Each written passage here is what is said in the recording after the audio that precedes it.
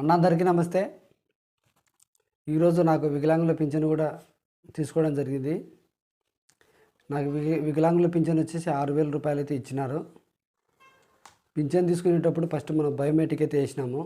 తర్వాత వచ్చేసి బయోమెట్రిక్ వేసిన తర్వాత వాళ్ళు మనకు ఒక స్లిప్ ఇచ్చినారు. మీకు కనపడుతుందో లేదో తెలియదు కానీ నాకు స్లిప్ అయితే ఇచ్చినారు. దీంట్లో వచ్చేసి ఎన్టీఆర్ భరోసా పింఛన్ పథకం, ఆంధ్రప్రదేశ్ పింఛన్ పంపిణీ ధృవీకరణ పత్రం.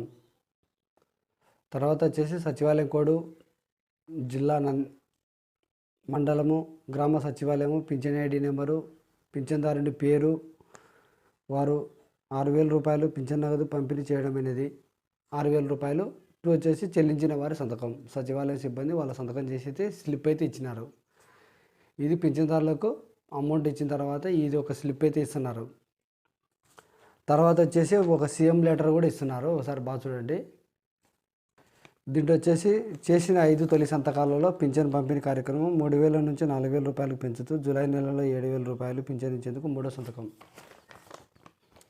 అలాగే పింఛన్దారులకు నమస్కారాలు అని చెప్పేసి ఇది ఒక ఇటు సైడ్ ఒకటి లెటర్ వచ్చింది.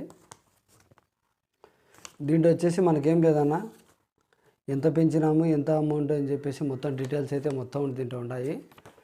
ప్రతి ఒక్క ఇంటికి పింఛన్దారుల ప్రతి ఒక్క ఇంటికి అయితే ఈ లెటర్ అయితే ఇస్తున్నారు. వచ్చిపోయి ఈ స్లిప్ కూడా ఖచ్చితంగా అందరికి ఇస్తారు. వికలాంగుల పింఛన్కి వచ్చేసి 6,000 రూపాయలు, మిగతా పింఛన్లు వచ్చేసి 7,000 రూపాయలు ఉన్నాయి. కొన్ని 15,000 ఉంటాయి, కొన్ని 10,000 రూపాయలు పింఛన్లు ఉన్నాయి.